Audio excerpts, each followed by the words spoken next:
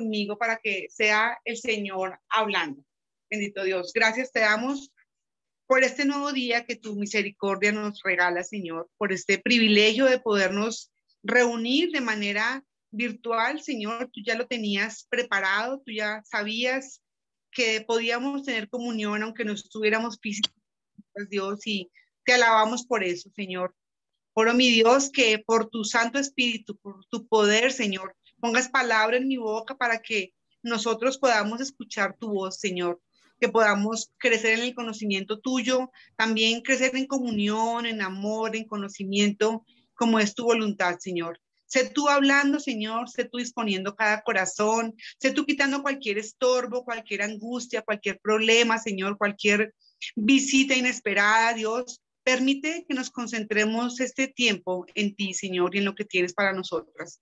Yo te alabo, Señor, por cada una de estas mujeres. Dios, te pido tu bendición para ellas y para sus familias, oh Señor, y redime el tiempo nuestro, Señor, después del estudio con todas las cosas que tenemos que hacer. Dios, concédenos la victoria en aquellas cosas que emprendamos en este día.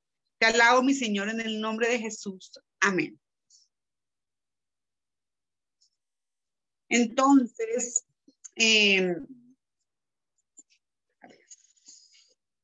vamos a continuar con un segundo. Vamos a colocar esto acá.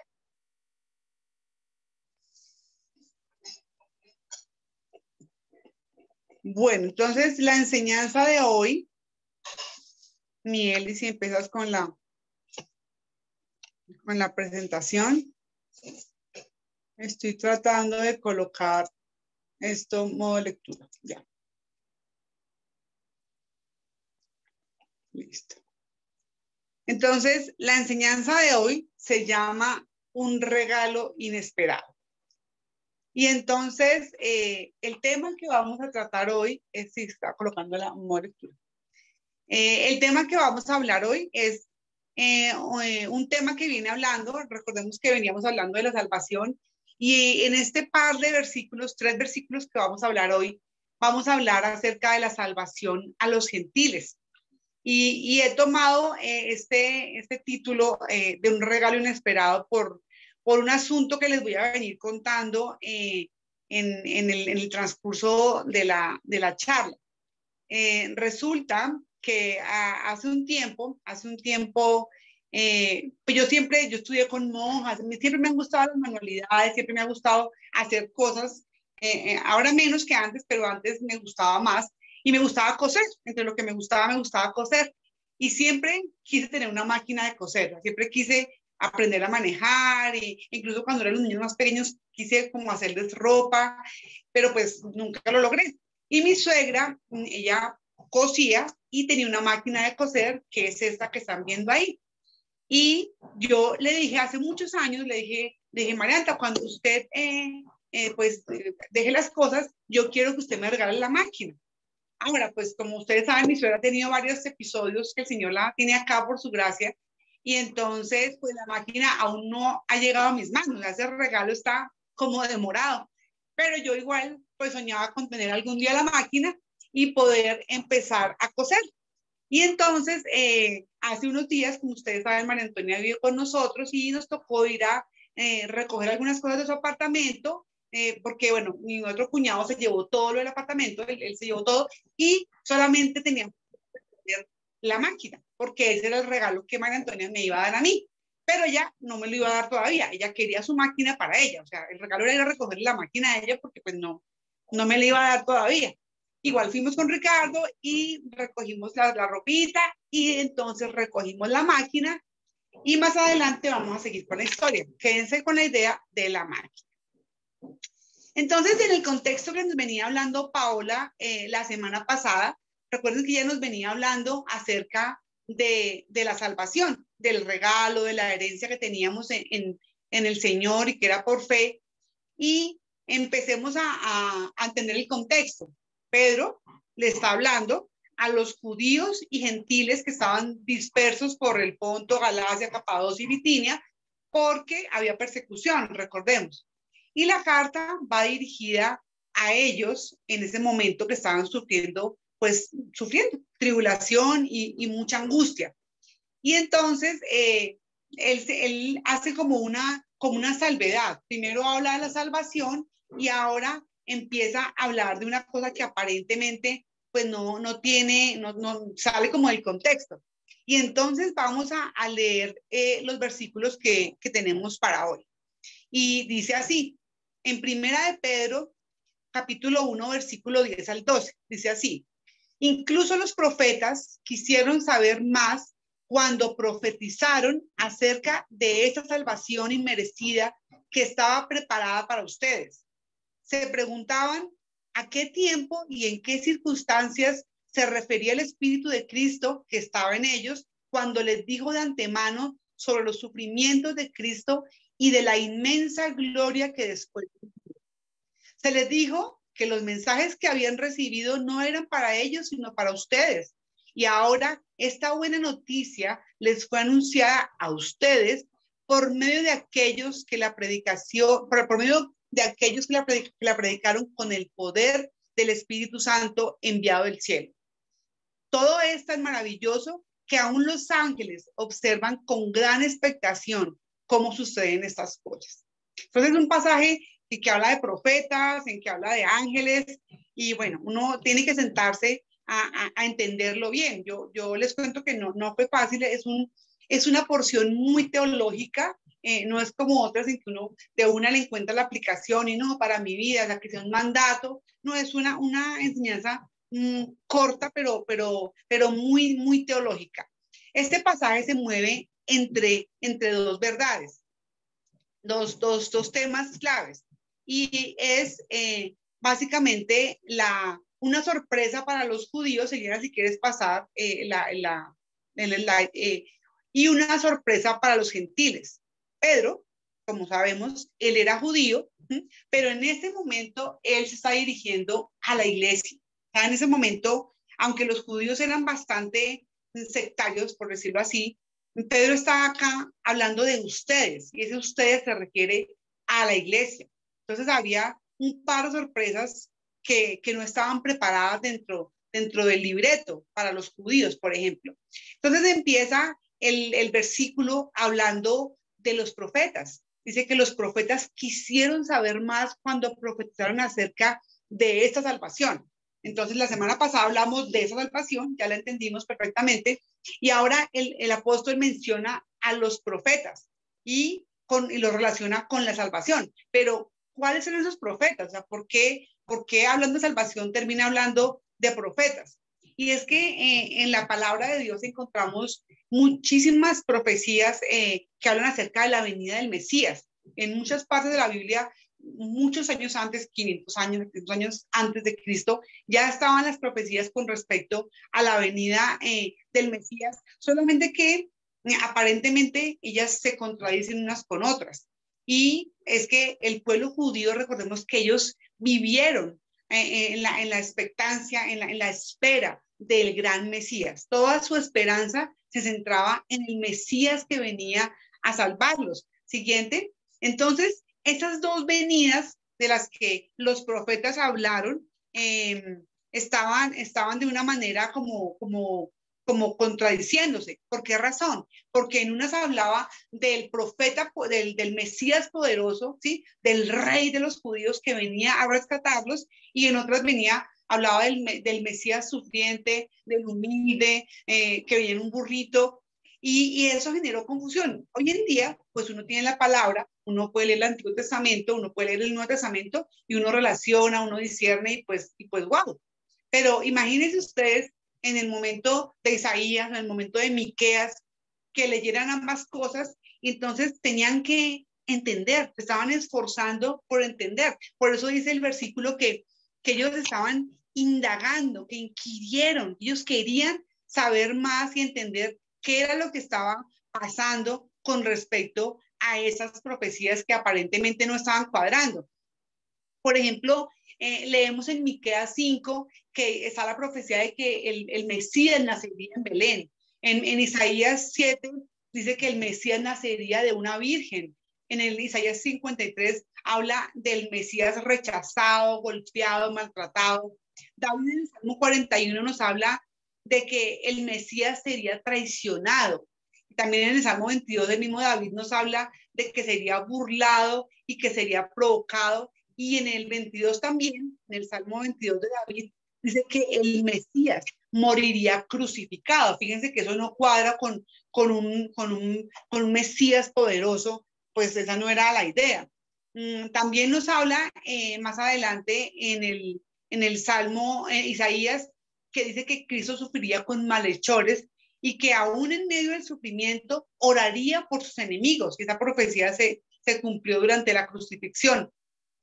Dice también en el Salmo 69 que al Mesías se le daría vinagre y hiel. Y eso lo vemos también en los evangelios. Dice que echarían suerte sobre sus vestidos en el Salmo 22. Y aún Moisés, o sea, muchísimo antes, habla cuando se refería a la Pascua, que decían que el cordero que se iba a sacrificar no se le debía quebrar ninguno de sus huesos. Recordemos que Jesús es el cordero, el cordero de Dios, es el sacrificio perfecto y es una Pascua profética, dice que no se quebraría ningún hueso y a Jesús en medio del dolor y el maltrato no se le quebró ninguno de sus huesos. En Isaías también dice que Cristo moriría por nuestros pecados y que se levantaría de los muertos, es el Salmo 16 de David, y Jesús se levantó de los muertos. También dice en el Salmo 110 de David que está a la diestra del Padre y vemos cómo en el libro de Hechos, cuando Jesús asciende al cielo, bueno, se da la descripción de cómo Él va a estar a la diestra, y en Zacarías 9 dice que vendría un Salvador. Entonces, esos profetas, bueno, incluso hay muchas más profecías que se refieren al Mesías, nos están hablando de un Mesías que viene a sufrir, un Mesías que viene, digamos, como, no como la idea que tenían ellos, porque había otras profecías que hablaban del rey que venía. El mismo Zacarías habla de un rey que viene con poder a traer paz. Y recordemos que el pueblo judío fue un pueblo históricamente maltratado, fue un pueblo históricamente que a causa de su desobediencia sufrió invasiones, fue perseguido por los pueblos impíos que estaban alrededor, fueron llevados cautivos, o sea, fue un pueblo bastante sufrido y que aún en el momento en que viene el Mesías, cuando Jesús llega, estaban sometidos al yugo de los romanos, o sea, era un pueblo que era menospreciado. Entonces ellos, a su manera de ver, ellos lo que estaban esperando era un Mesías fuerte y liberador que trajera esa libertad de esa cautividad. Ellos decían, listo, nos va a libertar de la cautividad humana, del yugo que tenemos de opresión, pero esa cautividad de la que venía hablando en la profecía del Mesías era la cautividad del pecado, era la cautividad de estar apartados de Dios por causa de la desobediencia, que en especial pues todos la tenemos, pero el pueblo judío en repetidas ocasiones pues hizo lo que le dio la gana y vemos las consecuencias. También en Isaías 61 habla de eso, de que liberados de la cautividad, pero obviamente era otra cautividad la que tenían en mente los judíos. Y en el Isaías 33-74 habla de un Mesías que viene con poder a hacer juicio en la tierra y que la salvarán. Fíjense que esa profecía aún no se ha cumplido, pero los judíos de ese momento y aún los judíos de hoy siguen esperando ese Mesías libertador que llegaría. Y en el Salmo 2 también habla de un rey que viene al mundo y somete al mundo y lo gobierna.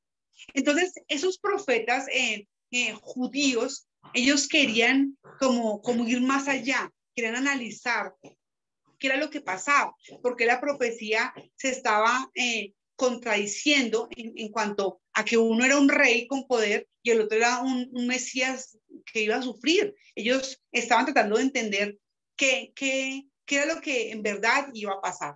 Y muchos lo entendieron, como lo vemos en la formación de la iglesia, pero muchos judíos definitivamente no lo entendieron. Ellos no renunciaron a su deseo de un Mesías que los salvara de la opresión, de un Mesías que les diera libertad, así como la fácil, ¿no? Como todos, ¿no? Todos queremos en muchas ocasiones queremos ese Dios que nos liberte de los problemas y que nos saque de esos líos en los que nosotros mismos nos hemos metido por causa de la desobediencia, y cuando Dios no nos hace caso, nos ponemos bravos con Dios. Es que, si ve, si Dios existiera, no habría esto, no pasaría lo otro. Pero no nos damos cuenta que pues realmente no hemos querido entender lo que Dios nos dice. Y eso le estaba pasando a los judíos. Ellos estaban viendo lo que querían ver realmente, y querían ver un Mesías poderoso que los sacara del problema en que ellos mismos se habían metido. Entonces, como eso no pasó, pues los judíos, que eran los suyos, a los suyos vino y no los recibieron, pues eran ellos mismos los que no estaban recibiendo a ese Mesías en un burrito, porque no llegó en el caballo y con la espada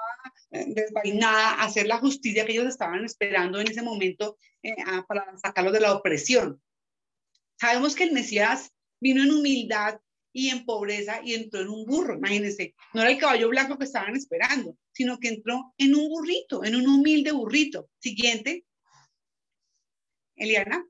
Entonces, esa era la imagen que tenían los profetas. Por eso dicen que ellos estaban tratando de entender los tiempos, tratando de discernir lo que iba a pasar. Esos son los dos escenarios que tenían enfrente: el Mesías libertador y el Mesías humilde del burrito. Y realmente ambas profecías eran ciertas, son ciertas, ¿sí? Solamente que la duda para ellos era el tiempo del cumplimiento y el orden del cumplimiento. Entonces acá los profetas reciben un mensaje que les sorprende y querían indagar más acerca de eso. Entonces, sin duda, pues para ellos fue una sorpresa, y no lo entendieron, lo rechazaron, pero definitivamente tuvieron la elección, tuvieron la oportunidad, así como nosotros, de aceptarlo, y aún así, pues no lo hicieron, porque no eran lo que ellos estaban deseando. Ellos confundieron la primera venida con la segunda. Y pues ciertamente la segunda también se va a cumplir. Vendrá el rey con poder a liberarnos, a gobernar en este mundo, pero no era en el momento en que ellos lo estaban esperando. Tendrá la espada, tendrá el letrero en el muslo, como lo leemos en Apocalipsis, que dice fiel y verdadero, y vendrá a libertarnos. Entonces, los judíos, en medio de su orgullo, porque eran un pueblo altivo, ellos estaban esperando ese poder, ¿cierto? Y en el texto vemos que el apóstol Pedro utiliza varias veces la palabra ustedes. Y la razón en que habla de ustedes y no habla de nosotros, recordemos su posición de judío, es que Pedro está hablando a la iglesia, está haciendo, digamos, como, no suena como, ay, como ustedes allá la salvación, no, pero Pedro está como recordándoles que ya no es judío ni gentil, sino que Jesús y la salvación, el Mesías, vino para todos. Perdón un segundo, que es que haya con ruido.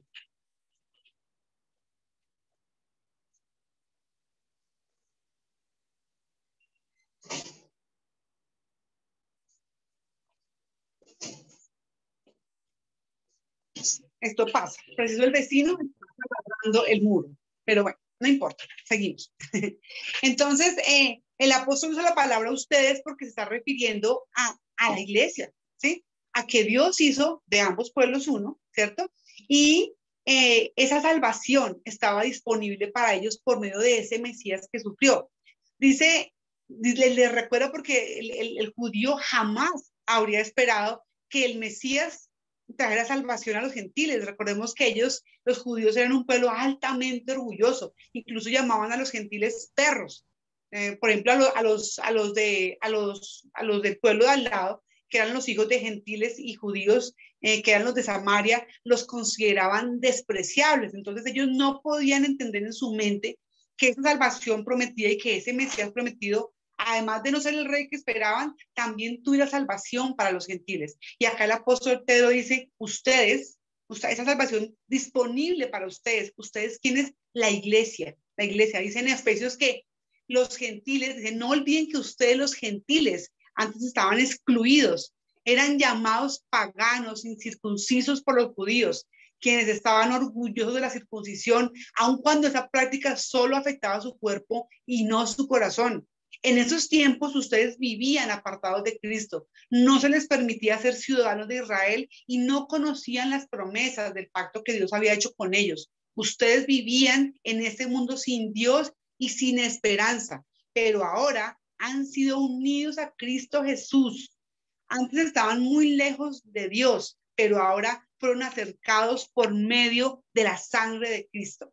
Entonces acá, al decir ustedes, les está recordando que eran en el pasado dos pueblos, pero que ahora eran uno, eran uno realmente, que se llamaba la iglesia. Él no estaba saliendo de ustedes, yo no, él también era iglesia, pero les quería recordar que la salvación estaba disponible para todos. Entonces, les quitaba ese rayón, digo yo, ese paradigma de que ese Mesías esperado era lo que ellos querían ver. Era un Mesías diferente, que también estaba en la profecía, pero que ahora trae una salvación disponible para todos los que creyeran. Por eso esta persecución, fíjense que no solamente estaba dada para los judíos, obviamente los judíos eran como el blanco, lo más visible, pero también los gentiles que habían creído en Jesús en ese momento también estaban siendo perseguidos a causa de su fe. Entonces los contextualiza y los coloca en un nuevo grupo que hasta el momento era desconocido para todos, que es la iglesia, ustedes, los que son la iglesia porque han creído. Entonces, eso en este momento era una sorpresa inesperada para todos, pero en especial para los judíos, porque ellos eran exclusivos. Entonces, ¿se acuerdan la ilustración de la máquina? Pues resulta que ese regalo para los gentiles fue un regalo inesperado. Ellos realmente nunca habían pensado en salvación, nunca habían pensado en un Mesías, nunca habían pensado en nada porque el gentil vivía sin ley. Por lo menos el judío tenía la concepción del Dios poderoso, el gentil no. Y en el caso digamos, del mensaje que recibieron los gentiles, pues obviamente era un regalo que no merecían y que no estaban esperando. Resulta que con el tema de la máquina que les empecé contando, resulta que cuando fuimos a buscar la máquina al apartamento de mi suegra, entonces ella estaba en un mueblecito. Y entonces sacamos la máquina nueva, la que les mostré en la primera foto, y dijimos, no, pero pues este mueble no nos lo llevemos porque pues este mueble está muy grande, no tiene sentido que hagamos todo ese trasteo por el mueble. Y había en un rincón unas cosas guardadas allí, muy escondidas, y de pronto Ricardo dijo, no, pues entonces pongámosla en este otro mueble que había allí. Y levantó una cajita que había y adivinen, siguiente, salió este regalo inesperado. Y es una máquina que pues era de mi suegra, porque esta sí ya la tengo yo.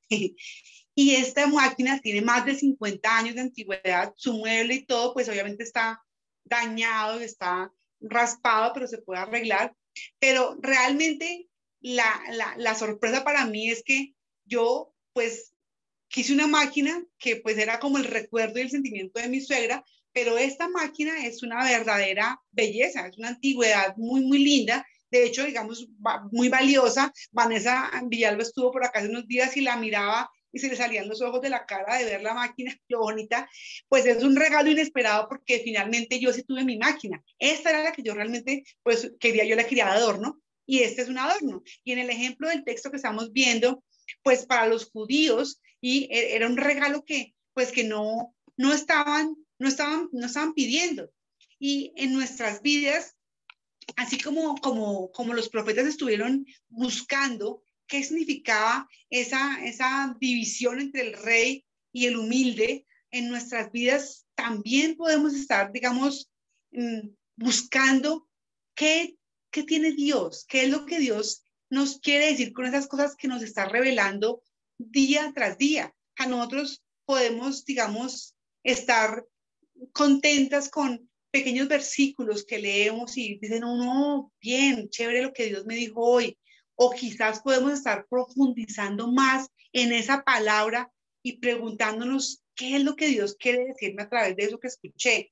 Yo no puedo conformarme con lo que escucho en el grupo de damas. yo no puedo conformarme con lo que escuché en el culto. Hay cosas que nos llaman la atención, pero si nosotros hacemos lo que hicieron los profetas, de, digamos, intencionalmente buscar, escudriñar qué es ese mensaje que Dios me está diciendo, seguramente podemos tener mucho más crecimiento. Podemos estar imitando a los profetas que indagaron y podemos decir, no, yo quiero entender Dios, ¿qué me quiere decir con este mensaje?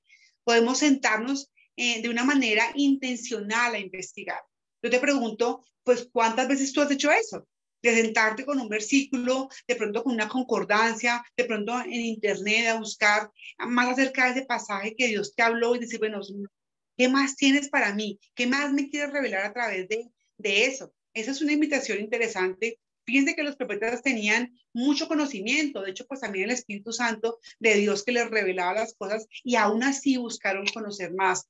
Y pues también nosotras tenemos que buscar conocer más acerca de esas revelaciones que Dios tiene por su palabra, porque Dios nos habla de maneras distintas a cada una y el mismo pasaje puede hablarnos una cosa hoy y otra cosa mañana. Entonces podemos estar también buscando, como esos profetas, qué más tiene Dios para nosotras con esas revelaciones. El otro punto es la sorpresa para los gentiles. Resulta que en el versículo 12 dice, se les dijo que los mensajes que habían recibido no eran para ellos, sino para ustedes. Ese ustedes, recordemos que les dije que es la iglesia. Y ahora esta buena noticia les fue anunciada a ustedes por medio de aquellos que la predicaron por el poder del Espíritu Santo enviado del cielo.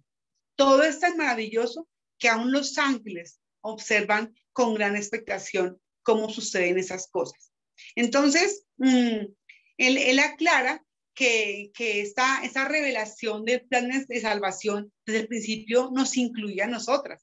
Y eso es maravilloso, porque uno podría pensar, como hemos dicho antes, que pues Dios hizo un plan para los judíos y como los judíos no lo aceptaron, entonces como que Dios dijo, hey, ¿ahora qué hago con esto? Entonces nos tocó salvarnos. Yo pensé, digamos, en un pasaje que hay en el Nuevo Testamento, en que habla de la boda cuando dice que los invitados no llegaron, entonces él fue por los caminos e invitó a muchas personas. Y uno podría decir, claro, a Dios le tocó invitarnos a la salvación porque los judíos no le creyeron, pero no es así. Realmente ese plan de salvación desde el principio nos estaba incluyendo a nosotras, desde el principio estábamos en la mente del Señor, desde el principio él tenía esas verdades para revelarnos y para transformar nuestras vidas. Él sabía cuán necesitadas estábamos de él y esa herencia estaba desde el principio ya repartida para nosotros. Entonces, el plan desde el principio pues era primero a los judíos, que eran su pueblo escogido, y ahora por el poder del Espíritu Santo estaba siendo revelada a los gentiles, a nosotras, para poder formar parte de la iglesia. Ya no somos gentiles, ahora somos iglesia. Y pues esta parte del versículo cuando habla de que por el poder del Espíritu Santo les fue revelada, cuando dice exactamente que dice que, y ahora esta buena noticia les fue anunciada a ustedes, o sea, les fue anunciada a Durley, les fue anunciada a Ángela, les fue anunciada a Laura, les fue anunciada a Dorita, por medio de aquellos que la predicaron con el poder del Espíritu Santo enviado del cielo. Y pues obviamente, indiscutiblemente, lo primero que viene a la mente de uno, o lo primero que vino a mi mente, fue la persona que se dejó usar por el poder del Espíritu Santo de Dios para traerme el mensaje de salvación. Y eso puede sonar repetitivo. La salvación, den gracias por la persona que les compartió el evangelio, pero nunca nos cansemos de dar gracias por la persona que humildemente se dejó usar por el poder del Espíritu Santo para traernos el mensaje de salvación, para perseverar en ello. Nunca dejemos de dar gracias por esa persona en oración, pedir bendiciones para ella, porque ciertamente se dejó usar. Y aunque fue Dios, por su poder y por su Espíritu Santo, que lo hizo, pues usa personas que lo hacen. Y también pienso, por ejemplo, en los ministerios infantiles, pienso en la gracia del Señor de dejarnos ser útiles en su reino y llevar el evangelio a pequeños niños, que esa semilla les va a quedar en su corazón y que va a crecer para salvación y que la iglesia se va a extender como es la voluntad de Dios. Yo pienso en ¿sí? que me compartió el evangelio con humildad y con paciencia y con amor, porque pues se dejó utilizar. Fue Dios, claro, fue Dios, pero la usó a ella y me gozo en el Señor por su bondad para mi vida. Y también tú, ora por esa persona que te compartió el evangelio, ora para que Dios le permita compartir el evangelio a otras y para que te permita a ti ser usada por el poder del Espíritu Santo de Dios para compartir el evangelio a otras personas. Definitivamente estábamos en el plan de Dios, pero Dios dice que los pies de los que predican la paz, de los que anuncian el evangelio, son bellos. Y qué mejor que nuestros pies sean bellos compartiendo el evangelio y las buenas nuevas a otras personas. Y el versículo termina hablando de los ángeles. Es un pasaje bien peculiar, como les dije, muy teológico, porque viene de salvación, hablamos de profetas, gentiles, iglesia, y al final habla de los ángeles, que eso es uno de los temas, pues, digamos, bellos de la Biblia, pero pues muy controversiales para los impíos que adoran a los ángeles. Pero termina mencionando a los ángeles y uno se pregunta, bueno, ¿y qué tienen que ver los ángeles en este episodio de la salvación? Y pues resulta que esos ángeles a los que se refiere el texto fueron los mismos ángeles que estuvieron en el huerto del Edén y vieron cómo el hombre se rebelaba contra el amor y la autoridad de Dios. Vemos cómo esos ángeles también estuvieron viendo cómo los humanos escogían la muerte antes que la vida.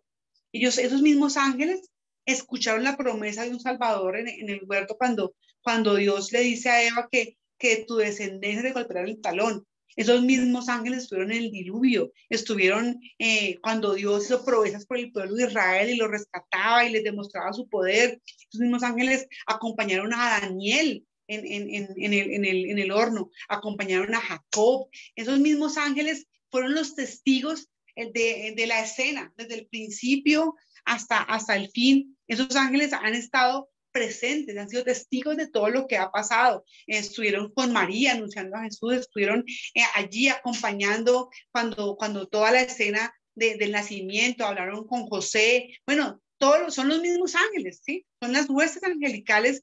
Y entonces uno dice, bueno, ¿y entonces qué hacen ahí los ángeles? Pues bueno, esos mismos ángeles que han visto la desobediencia de la humanidad, hoy se regocijan en ver un pecador que puede decidir por el pecado, pero decide confesar su pecado y aceptar la salvación por medio de Jesús. Esos ángeles se regocijan en el cielo cuando un pecador se arrepiente y les llama mucho la atención porque para los ángeles no hay redención, para los ángeles no hay gracia, para los ángeles no tienen salvación. Los ángeles que se rebelaron, ellos quedaron condenados eternamente.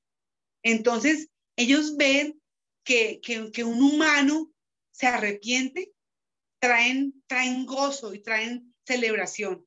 Los ángeles no tienen redención porque ellos mismos vieron a Dios, ven a Dios. Y ellos no tienen excusa, digo yo, no tienen excusa, pero cuando ellos ven que esa gracia del Señor se extiende a la humanidad y la humanidad pasa de muerte a vida y pueden formar parte del pueblo de Dios y pueden ver cómo un pecador caído, muerto, condenado, pasa de muerte a vida. Eso les genera asombro, eso les genera un motivo de celebración. Y dice en Lucas que hay fiesta en el cielo con los ángeles cuando un pecador se arrepiente. Entonces, ese pedazo del versículo que dice que todo es tan maravilloso que aún los ángeles observan con gran expectación cómo suceden estas cosas. Y ese todo es tan maravilloso se refiere al cumplimiento de las profecías que vieron los profetas de cuando ese Jesús, ese Mesías, ese, digamos, Salvador que venía a la tierra a pagar por el pecado, ¿cierto? Y esa realidad es para los gentiles y los todo esto es tan maravilloso que aún los ángeles observan con gran expectación cómo suceden las cosas. Pues imagínense a los ángeles del cielo allá. ¡Ah! No, Dorita. ¡Ah! Vean a Laurita, ¿no? ¿Se acuerdan a Sandra? Todo lo que hacía y ya no hace eso. Tremendo. Eso es un motivo de celebración para los ángeles. Entonces, ustedes recuerdan esa máquina que yo les mostré, pues es una máquina que está dañada, que está, digamos, raspada, maltratada por el tiempo, pero cuando se restaure esa máquina, cuando se pueda pintar, cuando se pueda arreglar ese mueble, eso va a ser resplandeciente, va a ser un monumento y va a ser algo, digamos, un objeto de demasiado valor, así como el está, digo yo, cascado, cuando el pecador está maltratado, cuando uno ve el borracho, cuando uno ve el adúltero, el drogadicto, que uno lo veía a los ojos del mundo, no tiene ningún valor. Y cuando es tomado en las manos, redimido por el Salvador, por ese Mesías prometido, y es restaurado y es limpiado, cuando se le coloca su traje de salvación, cuando pasa de muerte a vida y empieza a ser de gran valor, hay fiesta en el cielo con los ángeles, porque eso que la humanidad consideraba desechado y que estaba muerto, pasa a ser un objeto de salvación, una belleza, un tesoro. Entonces, imagínense que si los ángeles del cielo se regocijan en ver esta obra preciosa que el Señor hace con los pecadores, ¿cuánto más nosotras? ¿Cuánto más nosotras tenemos que gozarnos cuando hay un nuevo nacimiento? Y yo te pregunto si tú te gozas en eso, si en verdad cuando alguien empieza a ir a la iglesia o cuando alguien te escucha el evangelio, tú te regocijas o dices, ay, si se salvan o no, pues de malas, es problema de ellos. Yo les dije y no escucharon. O si en verdad tú dices, no, Dios, te clamo por este hombre o esta mujer que está perdido, yo te clamo que abras sus ojos y te regocijas cuando confiesas a Jesucristo. ¿A ti es de gran valor la salvación o es un acontecimiento más de la vida? Porque acá los ángeles se regocijan. Acá hay fiesta en el cielo con los ángeles cuando un pecador se arrepiente y tú haces fiesta cuando un pecador se arrepiente. Tenemos que estar inquietas si es que nos está resbalando la salvación de los otros o si en verdad estoy trabajando en eso, estoy orando por eso, porque mucha gente empieza en este camino de la salvación y vienen pruebas y vienen cosas duras y quizás se apartan. Toda esta carta habla del sufrimiento y cómo la gente lo recibe. Unos se apartan, otros se aferran al Señor, pero el tema para nosotros acá en este pasaje es la salvación y cuánto estamos apreciando esa salvación que nos está dando.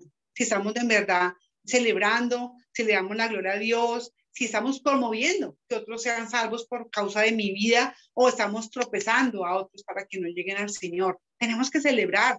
Vienen pruebas para nosotras y vienen pruebas para aquellos con los que estamos compartiendo el Evangelio, quizás que apenas están empezando a caminar, pero tenemos que ser parte del gozo de las personas que se salvan. Tenemos que ser una fortaleza para ellos, así como cuando la matica va creciendo y se va torciendo, que a veces le colocamos un palo para que crezca hacia allá. Bueno, así debemos ser nosotras, un motivo de celebración y un apoyo para aquellos que empiezan a caminar con el Señor, que en ninguna manera sea lo contrario, que a los ojos de los demás nosotros estemos apreciando la salvación de otros, promoviendo la salvación de otros y siendo firmes en el Señor y creciendo.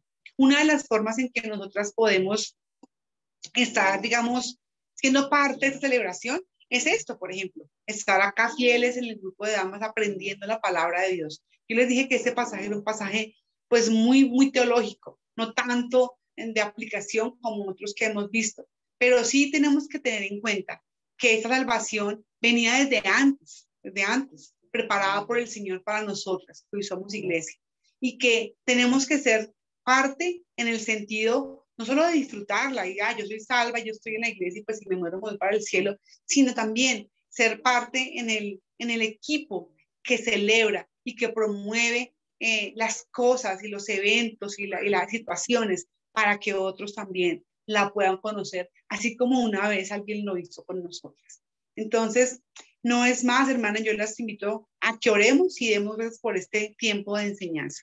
Padre del cielo, gracias Dios por esta salvación tan grande, Señor, que fue anunciada a los profetas y que hoy es una realidad para nosotros en nuestras vidas. Gracias Dios porque esas revelaciones que Para ellos fueron incomprensibles, complicadas. Para nosotras son claras, Señor. Entendemos tu primera venida. Entendemos que vendrás, oh Señor. Entendemos que gobernarás, que eres rey, que eres poderoso, Señor. Y gracias, Dios, porque tenemos el privilegio de compartir esas verdades a otros. Gracias porque tenemos el privilegio de celebrar, que nuestros ojos ven cómo otros se convierten, cómo vidas se transforman, oh Dios bendito. Déjanos ver más, Señor. Déjanos participar más de esta salvación tan grande, de este plan precioso que tienes, Señor, para nuestras vidas y para las vidas de otros, Dios. Te alabamos, mi Señor, y dejamos nuestras vidas en tus manos para que seamos vasijas de barro, llenadas por ti, por tu poder, oh mi Señor, para ser útiles para tu obra, Padre. Yo te alabo y te bendigo, mi Señor, en el nombre de Jesús. Amén.